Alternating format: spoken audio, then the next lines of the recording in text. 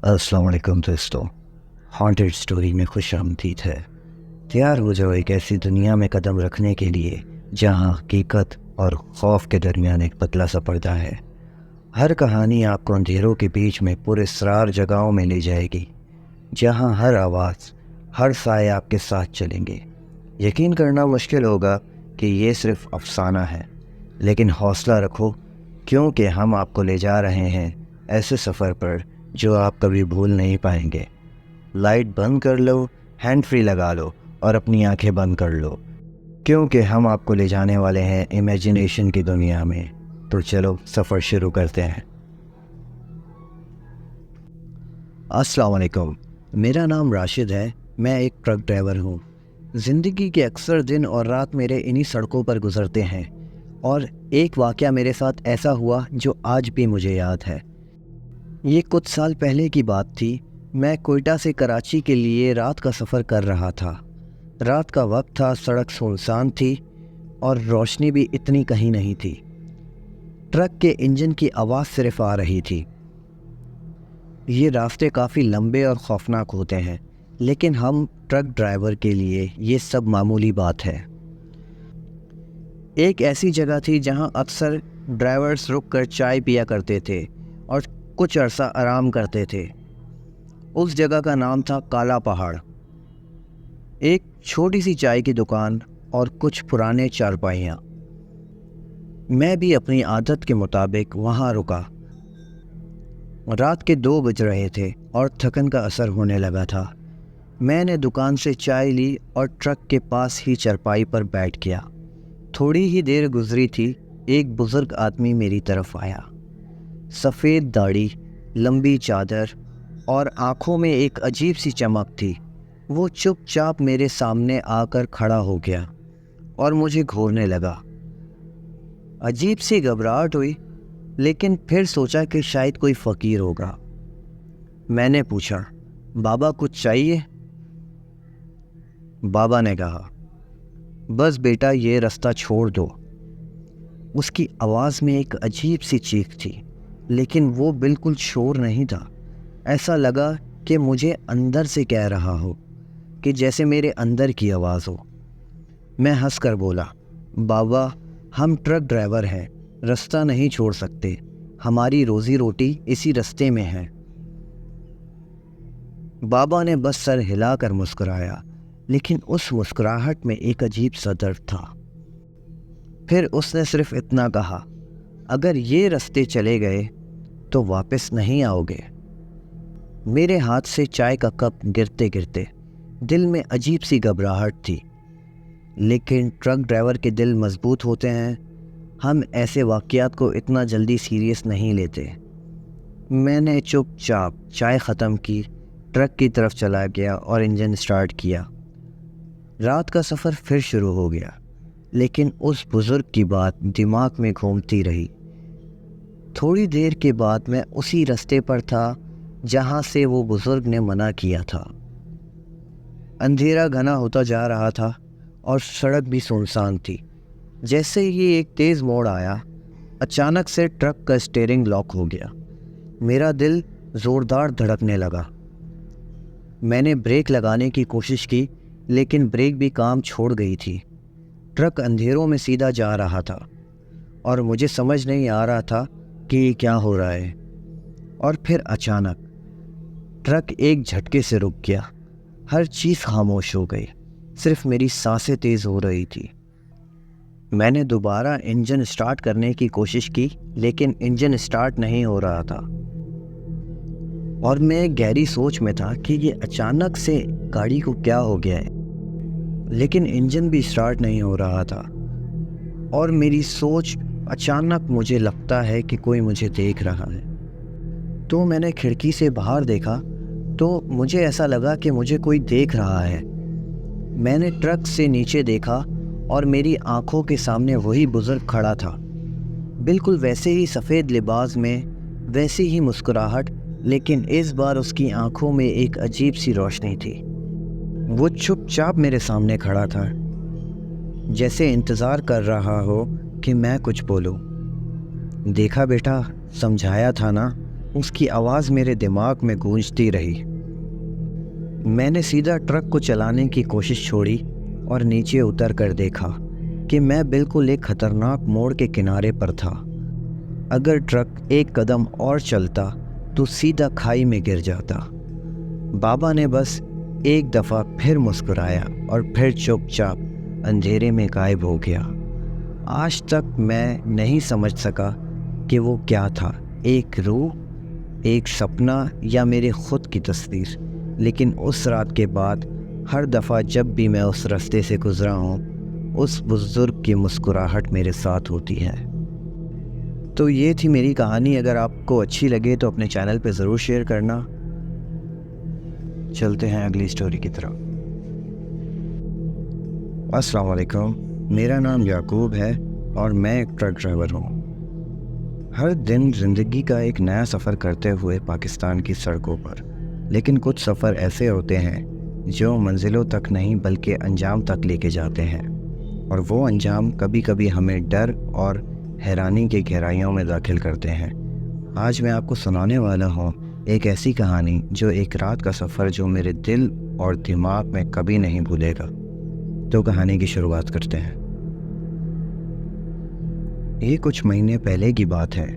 मैं पेशावर से लाहौर का लंबा सफ़र कर रहा था। ट्रक पुराना था लेकिन मजबूत था और मैं इस रोड से अच्छी तरह वाकिफ़ था। रास्ते में एक अजीब जगह आती है, साया मोड़, जो अपनी अजीब व गरीब कहानियों के लिए मशहूर है। ड्राइवर कहते हैं कि रात के वक्त ये मोड़ बिल्कुल सुनसान होता है और अक्सर लोगों ने वहाँ अजीब हालात को महसूस किया। मगर हम ट्रक ड्राइवर वैसे ही वाक़यात को ज़्यादा दिल पर नहीं लेते।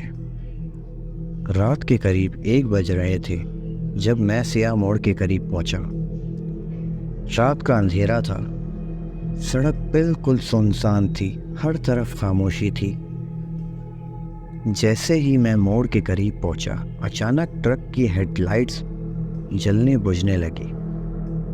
मैंने इसको नज़रअंदाज किया, सोचा कि बैटरी का इशू होगा, लेकिन अंदर से एक अजीब सी घबराहट महसूस होने लगी। जैसे ही मैं मोड़ पर मोड़ रहा था, मेरी नज़र एक औरत पर पड़ी जो सड़क के किनारे खड़ी थी। पहली नज़र में वो एक आम औरत लग रही थी, सफ़ेद कपड़ों में लिपटी हुई, सर नीचे की तरफ। लेकिन इस रास्ते पर इस वक्त अकेली? मैंने अपने आप को समझाया कि ये मेरा वहम है, लेकिन ट्रक गुजरते वक्त मेरी नज़र उस पर ठहरी रही।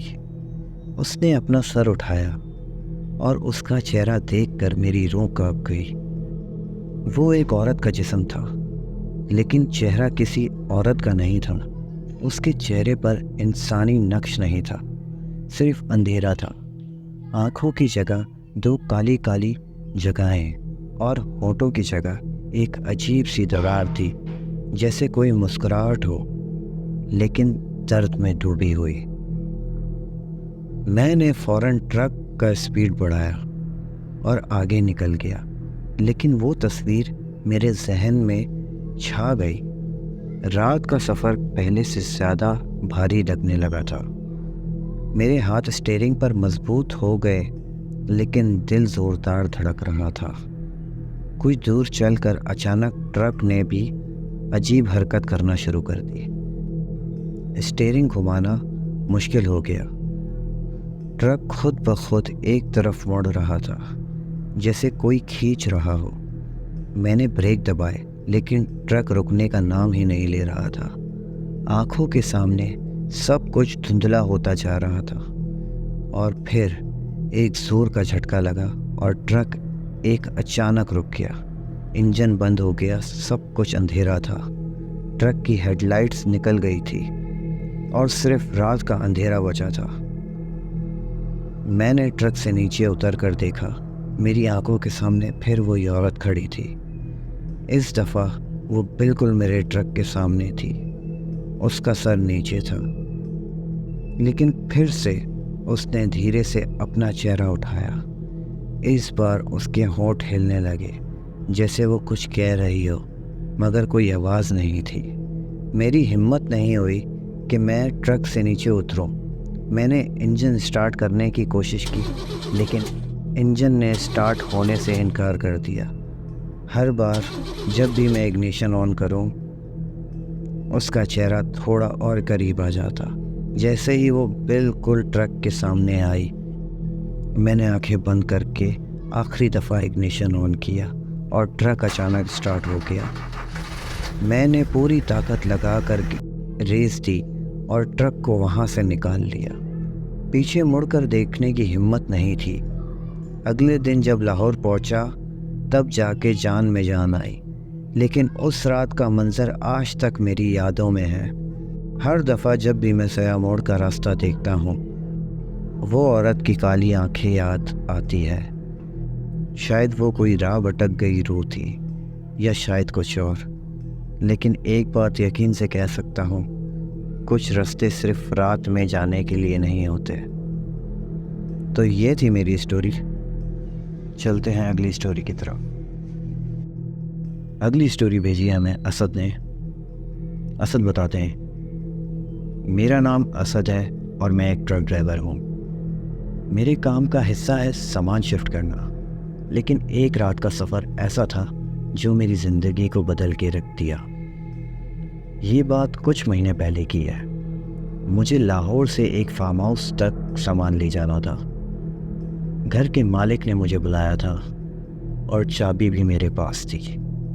फार्म हाउस एक पुराने और सुनसान इलाके में था, लेकिन काम की वजह से मुझे वहाँ जाना पड़ा। रात का वक्त था जब मैं वहाँ पहुँचा। जब मैं फार्म हाउस के गेट पर पहुँचा तो थोड़ा डर महसूस हुआ। गेट खुद ब खुद खुल गया, जैसे किसी ने मुझे अंदर बुलाया हो। अंदर जाते ही मैंने देखा कि फार्म हाउस बहुत बड़ा था, लेकिन अंधेरा और खामोशी इसे और भी खौफनाक बना रहे थे। मैंने चाबी से दरवाज़ा खोला, लेकिन जैसे ही मैं अंदर गया, मुझे एक अजीब सी हवा महसूस हुई कि घर के अंदर सब कुछ पुराना था। दीवारों पर धूल थी, पुराना फर्नीचर और कुछ अजीब सी खुशबू जो मुझे बेहद खौफ दे रही थी। मैंने सोचा कि थोड़ी देर रुक कर सामान उतार लूँगा, फिर चला जाऊँगा। जैसे ही मैं सामान उतार रहा था, एक अचानक से ज़ोरदार आवाज़ सुनाई दी, जैसे कोई चीज़ गिर गई हो। मैंने गौर से देखा, लेकिन कुछ नहीं था। दिल थोड़ा तेज़ धड़क रहा था, लेकिन ट्रक ड्राइवर की हिम्मत से मैंने इस बात को नज़रअंदाज किया। कुछ देर बाद मैंने देखा कि घर के एक कोने से एक साया गुजर रहा है। पहले तो मुझे लगा शायद मेरी आंखें धुंधली हो रही है, लेकिन मैंने ध्यान से देखा तो वो एक जिन्नात का साया था। लेकिन उसका चेहरा बिल्कुल इंसानों जैसा था, लेकिन आंखें ऐसी थी जैसे अंधेरों का साथ हो। मैंने एकदम से सोचा, क्या ये सिर्फ मेरा धोखा है? लेकिन फिर वो साया नज़र आया। वो मेरे करीब आ रहा था। मैंने सोचा कि ये कोई ख्वाब है, पर जब वो मुझे घूरने लगा, मेरी सांस रुक गई। मुझे यहाँ से निकाल दो, उसने मुझे धीमी आवाज़ में कहा। मैंने कहा, मैं सिर्फ सामान उतार रहा हूँ, फिर चला जाऊँगा। लेकिन उसने मुझे जो मुस्कुराहट दी, मेरी रगों में एक अजीब सा डर आ गया। उस जिन्नात ने कहा, ये मेरा घर है और तुम्हारा यहाँ रहना मना है।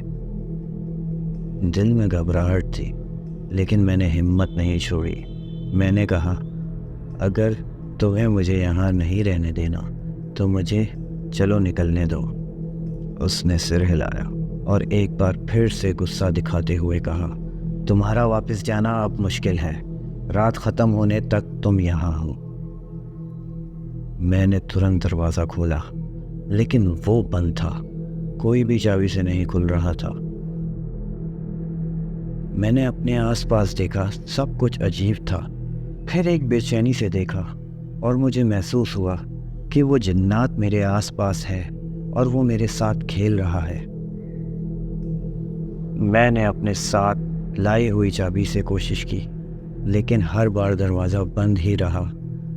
आंखें बंद करने का मौका नहीं मिला क्योंकि उस जिन्नात का साया मेरे सामने था। फिर एक तेज़ी से हवा चली और सब कुछ गुबार में ढल गया।